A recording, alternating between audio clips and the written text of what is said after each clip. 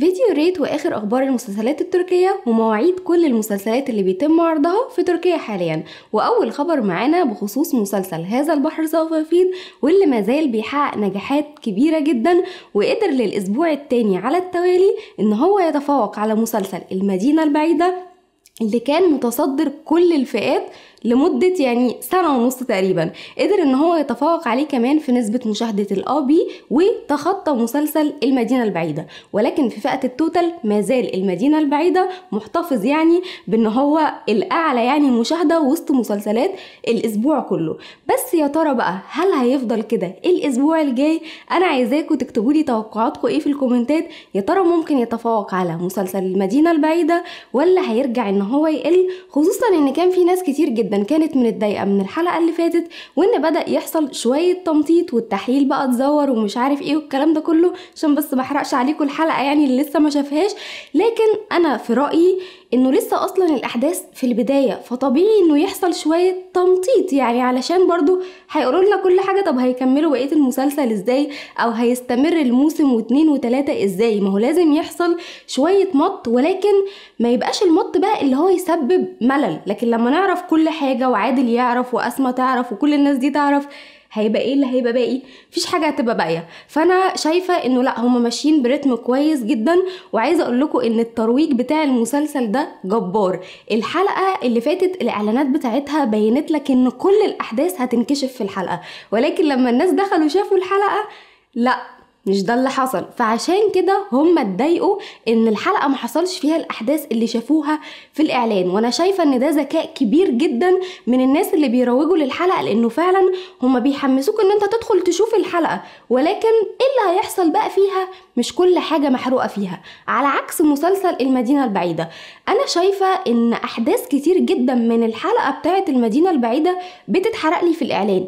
انا ببقى داخله شايفه خلاص الحلقه. الحلقه اللي فاتت مثلا انا كنت عارفه ان جيهان دينيز او دينيز خلاص اجمل هيخطفه، وهيعرف انه بوران هو ابنه. كل ده اتعرف لي من الاعلان بس. طب انتوا قلتوا ايه في الحلقه؟ ما هو فيش حاجه جديده اتقالت في الحلقه غير اللي اتقال فعلا في الاعلان.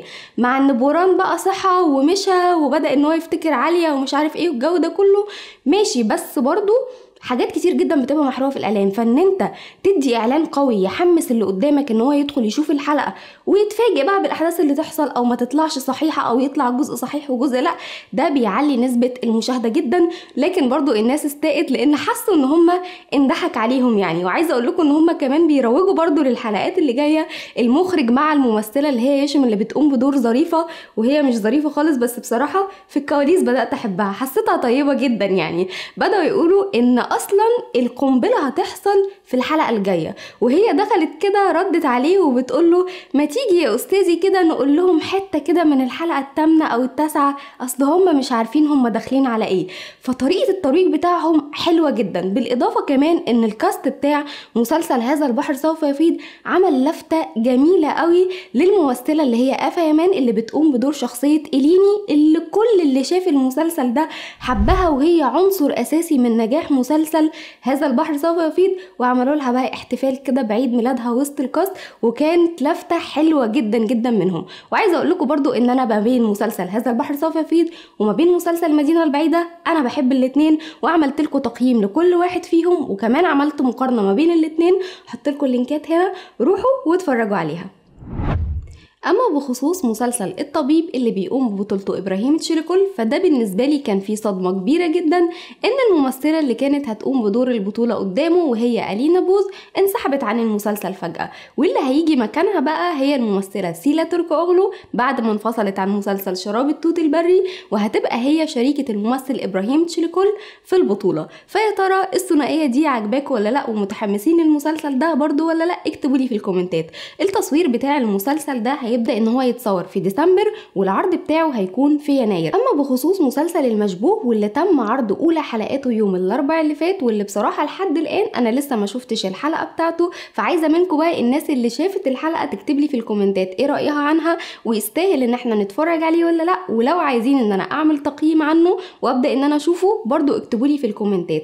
وبرضو المسلسل ده انضم له انضمام، وهي الممثلة ميرفي تشاغران، وهتبقى ان هي ليها صلة بالممثل بالممثل او بالشخصيه يعني اللي بتقوم بدور تشيتن. فهستنى رايكم في الكومنتات عن المسلسل ده. مسلسل أنت من أحب أخيرا نزل الإعلان الترويجي بتاعه، وبقى عاملين يعني أول ما شفت الإعلان حاسة إن هم عاملين كل حاجة بيحبوها الأتراك، الفستان مع الشريطة الحمراء مع الأجواء اللي بيصوروا فيها علشان المسلسل ده ينجح. المسلسل ده هو بطولة إيتاش شماز، وكمان بتشاركوا البطولة هيلين كانديمير. وعشان بقى تعرفوا قصة المسلسل ده وقصة كل المسلسلات والأبطال والحاجات كلها عن المسلسلات يعني اللي موجودة في الموسم ده، كنت عملت عنها مش 4 بقى، المرة دي بقوا 5 فيديوهات. هنزل لكم برضو لينك البلاي ليست هنا، روحوا واتفرجوا عليها علشان تعرفوا القصه والابطال وتبداوا ان انتوا تختاروا ايه المسلسل اللي انتوا هتتفرجوا عليه. وتوقعاتكم لمسلسل انت من احب، يا ترى هينجح ولا لا؟ اكتبوا لي برضو عنه في الكومنتات. اما بقى بخصوص مسلسل شراب التوت البري، فيغيد كراسجي بعد ما كان خرج منه من اكتر من سنه وراح عمل خلاص مسلسل ليلى والمسلسل خلص، رجع تاني هينضم لمسلسل شراب التوت البري، وهيرجع تاني. هو كان حبيب نور سما القديم يعني او السابق، هيرجع ان هو يدخل في حياة نور سما مرة تانية. فيعني انا حاسة انه شراب التوت كده بدأ ان هو يخرف في حاجات كتير، ويلا نجيب حد كان طلع ومش عارف ايه، وناس انفصلت وناس زعلانة. فانا مش عارفة بصراحة المسلسل ده هينتهي على ايه يعني. بالاضافة كمان ان الممثل اللي هو دوغا كان متضايق جدا من المسلسل وعمل الغاء متابعه للمسلسل. وده ليه بقى؟ علشان المفروض ان سيلا ترك اوغلو اللي كانت شريكته هي خرجت من المسلسل وانفصلت، فهو كان متوقع ان اسمه بقى يتكتب في التتر بتاع المسلسل ده مكانها. لكن لما سيراي كايا دخلت المسلسل اتكتب اسمها هي مكان سيلا ترك اوغلو. فازاي؟ لا، ده انا بقالي 4 مواسم شغال في المسلسل ده، واحده لسه جايه جديده تحطوها هي قبلي وتبقى قبل اسمي. انا مش لاعب، انا قاعد بقى هنا ولغيلكوا المتابعه لحد ما تحطوا اسمي انا الاول ونشوف الموضوع ده هيخلص على ايه. في مشاكل كتير جدا داخل الكاست بتاع مسلسل شراب التوت البري ده، يعني يا رب يكمل لنهاية الموسم والله العظيم، يعني يكمل بس يظبط في الأحداث بتاعته شوية. وبرضو أنا كنت عملت لكم فيديو عن توقعات الموسم اللي شغال دلوقتي، هحط لكم برضو لينك الفيديو هنا، روحوا واتفرجوا عليه وقارنوا ما بين الأحداث اللي بتحصل والأحداث اللي أنا قلتها في الفيديو. أونور تونا وأوزي جوريل هم أبطال مسلسل جديد اسمه اسمعني أو اسمع لي يعني. المهم إن المسلسل ده هيكون لصالح منصة طبي، والمسلسل ده هيكون مكون من 10 حلقات وتصنيفه هيكون كوميدي. فإيه رأيكم برضو في الثنائية دي؟ أما بخصوص مسلسل المؤسس أورهان، فللأسف دخل مرحلة الخطر، لأن نسبة المشاهدة بتاعة المسلسل عمالة بتقل، والتكلفة الإنتاجية أصلا بتاعة المسلسل ده أو أي مسلسل تاريخي عموما بتكون كبيرة جدا. فحاليا بقى إن لو فضل يعني على النسب اللي هو بيجيبها حاليا، ممكن إن هو يكمل معانا لنهاية الموسم، لكن فرصة تجديده لموسم تاني هتكون صعبة جدا.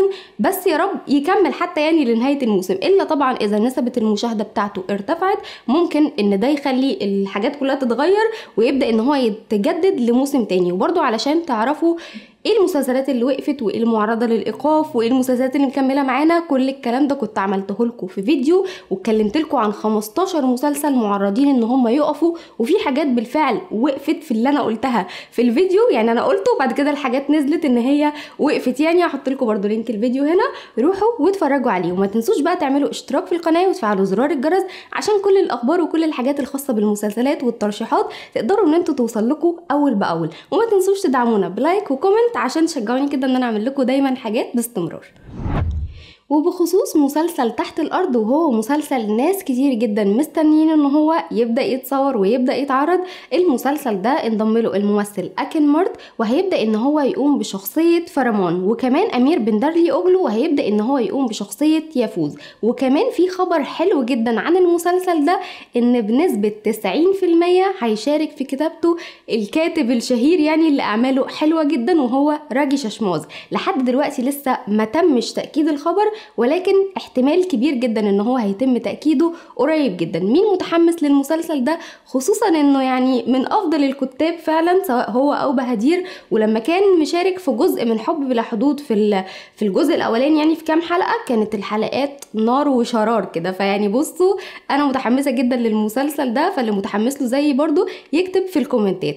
اما بقى بخصوص مسلسل اذا خسر الملك، وزي ما قلت لكم في الفيديو اللي لسه قايلاه في الخبر اللي قبله اللي هو بتاع التوقيفات بتاعه المسلسلات. لسه كنت بقول لكم ان اذا خسر الملك صعب ان هو يتجدد لموسم ثالث، ويعني يا رب يكمل لنهاية الموسم. بالفعل خلاص خدوا قرار ان هيتم ايقاف المسلسل ده بعد 3 حلقات، واخر حلقة هيتم عرضها يوم 9 ديسمبر، وده برضو علشان نسب المشاهدة زي ما اتكلمنا في الفيديو، فما تنسوش برضو ان انتوا ترجعوا للفيديو. أكين كوتش وإلايدا أليشان هم أبطال مسلسل عشاق مشردون اللي هيكون لصالح قناة ATV، وهيبدأوا إن هم يصوروا قريبا، والتصوير هيكون في بودروم. المسلسل ده الكتاب بتاعه هم صناع مسلسل إخواتي، وناس كتير جدا كانوا متحمسين إن هم يرجعوا بمسلسل جديد، فالمسلسل ده هم اللي هيرجعوا بيه. أما بقى بخصوص مسلسل اسمه فجأة، المسلسل ده لصالح منصة ديزني بلس، واللي هو بيقوم ببطولته البران دويموز وبيرجي أكلاي. المسلسل ده المفروض ان تحدد ميعاد عرضه، وهيتم عرضه في مارس 2026. فمين متحمس للمسلسل يكتب لي في الكومنتات.